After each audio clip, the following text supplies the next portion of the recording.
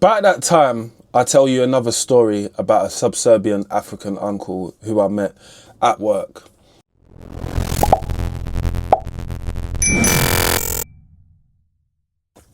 And I don't particularly like telling these stories because it paints some people out to be a certain type of way, but it is what it is. And I just have to tell the reality and the truth. Again, I tell people I don't have nothing against African men. At the end of the day, it's just the behaviour which we see in society all doesn't take to us. And we're all not from that type of style. So when we see it, it's weird. It's fucking weird. So we talk about it, innit? At least we talk about it amongst ourselves before other people start saying, you know, that person is, you know, it's cool if you, you know. So let's get into the story. Right. I'm working at a workplace and this older African guy comes through the agency. Yeah. So I see him. When I say older, I mean like this man must be about late 60s, like 69 maybe. He might even be 70, you know. This guy was old. So I thought, oh, okay, cool, you're working. There's a guy who is the manager, but let's call him Martin, the manager. That's not his name, but Martin makes sense, right? So Martin's the manager, and Martin's employed him or got him to come to the site as a handyman slash fix it type of guy, right? So when I'm sitting down with people, because he does sit next to me, so we talk, I'm talking to him, asking him where he's from, telling me where he's from.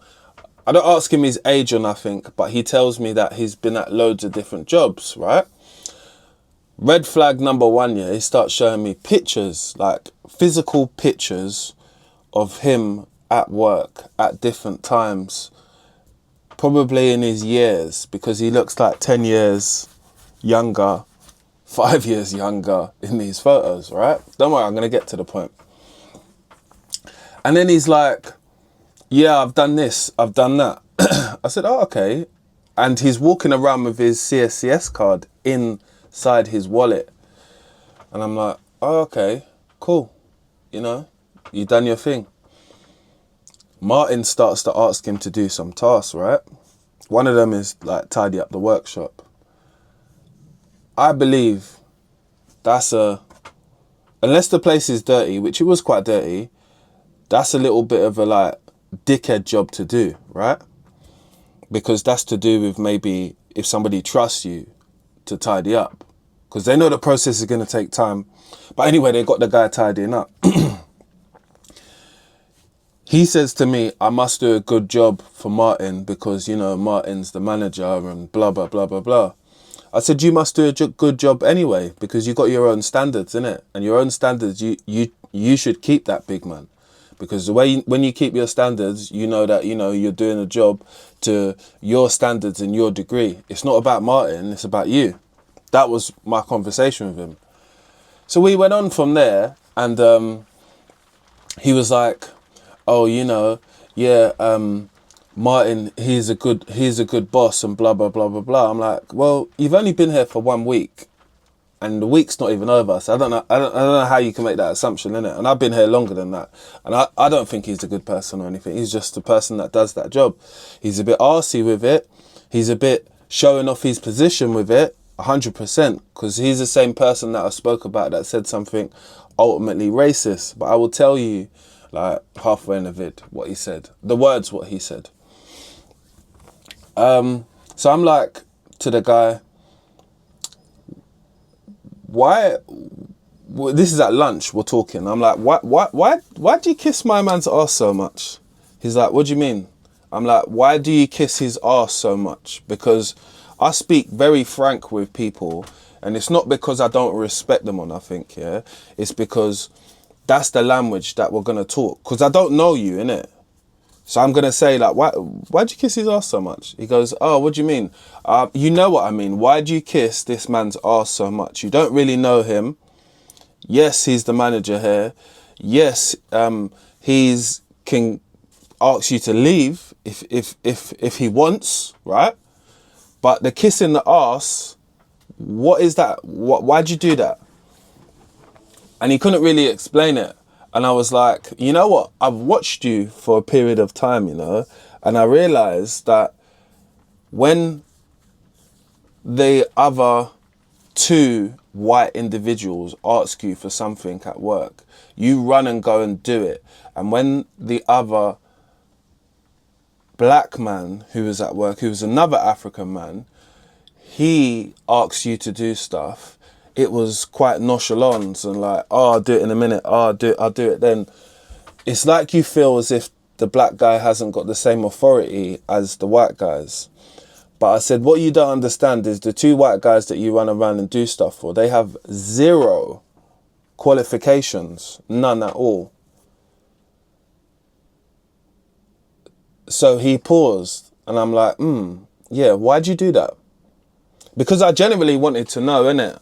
Because this is not about ego or anything like that, or me like filming him, his reaction, because I would never put this man on the internet. He's someone's granddad, someone's dad, whatever. But I just wanted to understand, why'd you be that way towards certain individuals? And it seems like it's just white people that you be that way towards. He couldn't really answer me, but I wasn't trying to like be super disrespectful, because again, he's an older man. And he did say to me that, you know, sometimes you're not respectful towards me as an old man. And I'm like, you know what it is? You earn respect, and your attitude and some of the things what you do, it lets me think that you don't need respect from someone like myself, because I give honest respect. I don't give it out for the sake of people just showing up today. It's not like that. Life is not like that. We know that. So, you know, like, I'm sorry that you feel that way. And I have said sorry to him before, you know, because when he'd said that to me, I felt like, oh, you feel like I'm disrespecting you. I'm not. So let me just say sorry in the first place, but I'll let you know that the reason why I done that or said that was because of your actions. I see how you move, innit? It's distasteful to me, innit? And if I don't like it, I'm definitely going to say it. I'm not the type of person to hold back with people who we have no real relationship apart from we are colleagues. You understand? I don't care. I really don't care. So at this point, I'm just trying to get to the crux of the problem. Like, why are you like this, man? Like, what has somebody done to you? Why'd you give the other white individual so much privilege in the space of work when everybody deserves the same level of privilege and respect from everyone? Oh, I don't do that. I said, yes, you do. When, and there's another person after name, Dave, that is his name, I don't really care. When Dave asks you something, you run and go and do it. But you're doing Dave's work because he's not doing his own work. He's telling you to do it. And that's not his role, to delegate out work. It's only Martin, the manager's thing, to delegate out who does what work, right? And me and him have a few friction moments. I'm not going to lie to you. I wouldn't lie and say we didn't. I think one time he went to go and look at something and nobody got up to help him, and there was like people sitting down, and then he came back and had a little a go at everyone for like not helping him. But if you want help, just ask. If you go off and do something and then we ask, did you do it? Or, and no, this is what happened. He went off and he'd done something which was a leak, and 10, 20 minutes later, they were still complaining that it was still leaking. But he always told us he knows what he's looking at. He's an engineer. He's been in this place. He's been in that place. And again, it came to it like a little bit of a joke, if you get what I mean, in the workshop. Like when he's saying these things like that, African guy's kind of bussing up. I'm bussing up, yeah, because it's work. So I'm not taking man seriously. Anyway, he's gone and done the job. The job has still carried on leaking, and the people have kept on reporting it later. So we said, hold on, you went to that job. What happened? Oh, I done it. I fixed it. What do you think? I don't know what I'm doing and blah, blah, blah. Maybe his emotions was running quite high that day. I don't really know. But after, I had to revisit the job myself and fix and turn off the valve, which he left open, which was a simple mistake for anybody to make, which I don't feel that maybe he meant to do that. It wasn't the purpose. He went there with the bucket, put the bucket underneath there, because that's what they told him to do, but turn off the unit. There's valves which you just close. He didn't close off the valves, so it was still leaking and the bucket was still up there. So what would happen eventually is the bucket would fall down on someone and get them wet with a full bucket of water, 14 litres. Probably, it will upset your day, big time. And it will flood your computer as well. For me, I thought you understand the responsibilities of the jobs, what we're doing and where we're going to, innit? Because, you know, you've been in this situation many a times before and people shouldn't have to kind of tell you what to do, innit? So I didn't tell him what to do because I realised that this person doesn't want that level of help, and possibly it could be the level of help from me. Because I tell people who I am, innit? Like, I'm not going to lie to you. I jump on the internet and I tell stories, but when I meet people in real life, I tell them that I'm a plumbing lecturer. I tell them that I've been in the industry for 21 years, proudly, and I've been at a lot of high-end institutes and blah, blah, blah, blah, blah, just so they can get an understanding of what type of work I'm capable of doing or what I have done before. And sometimes people tell me about what they've done. I don't expect them to, and I'm not looking for them to, but I want them to understand the level what I'm at. Not because it's a big-headed thing, it's just because it eliminates a lot of stupid answers and stupid questions from the beginning. And that's how I like to roll. Just keeps it easier for me. So the person, like I said, I took a good liking to him. I actually enjoyed his character. I tried to understand why he was like that, because the subservientness, which I had only seen later at another site which I worked at. I'd done a video on subservient African men when I was at work, and that was like, wow. I mean, seeing those two different individuals in two different workplaces, but weirdly, no, they don't come from the same area. I was about to say they do. But weirdly, these two different types of individuals and people, yeah, I'd come across in two different workplaces. I said, that's this subservient behaviour. That's why I got up today and said to myself, I've got to make this video because I've actually seen this subservientness somewhere else as well. And I've said before, it's damaging to the culture of like Caribbean, African people getting into construction, because that subservientness is not necessary, because we have a hierarchy of people on site. So therefore you report to that person reports to that person. That's a chain of command is what it's called, right? We've got that in structure in place already inside workplaces.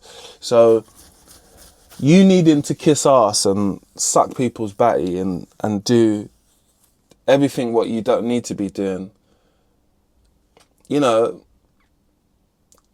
it's grinding to fucking watch as an individual. I mean, it's some part allows me to see some of these people as less masculine. And it's for me, it's just like, it's like a moment to watch when I see a grown man acting like that. And when I say a grown man, like I said to you, I told you his age at the time. So he's a big man for all of them lot. And I get sometimes that he might have just been in a place in life where he needed to work. He looked like he needed to work, right? but he definitely looked like over the age of retirement. So in my head, I just racked up something and I said, something's wrong here, innit? Because you're this age, you're still working, you've got this mentality about working and setting up your own company and doing this and doing that. You're past the age of retirement or actually doing anything physically.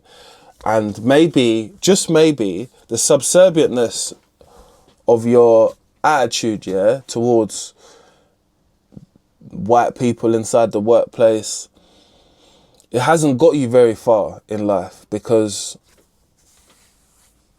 you're still working now. That's the fact. Which I just don't feel that you should be working, because this person would tell me that he's got a daughter who's a solicitor and a son who does something else, but I can't remember what it was. I can't remember, but it's beside the point. I mean, they were grown people, innit? And I just said to myself, and I spoke to the other guy at work, the African guy, because me and him used to chat. I said, something's definitely wrong with this individual, you know. Something's up with them. Like, I don't know what they've been through and stuff like that, but something's not right, you know. So it's not about exploiting that person or fucking taking the piss. And when I see the piss being taken, yeah, I'm an anti-bullyist person, because people like to wear down on people's gears and it will send people mad. Period. Like, wearing down and having that attitude and wearing that subservientness on your shoulders every fucking day must be degrading, you know? Like, I would say to him, in the most joking way that I could, in front of the others, stop kissing his ass. Yeah?